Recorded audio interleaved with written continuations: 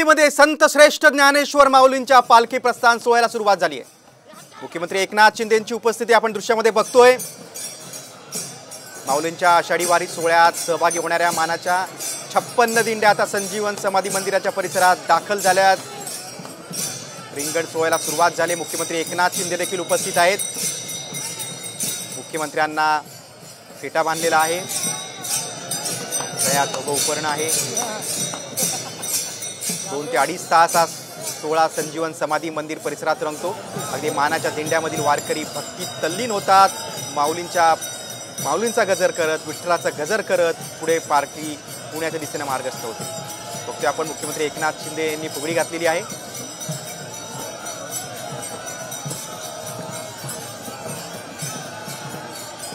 जय जय राम कृष्ण हरी असा गजर करत, विठ्ठलाचा गजर करत वारकरी आता पंढरपूरच्या दिशेने मार्गस्थ होतील। पुण्यामध्ये वारीचा मुक्काम असेल, नंतर सासवड मार्गे पंढरपूरच्या दिशेने वारी जाईल।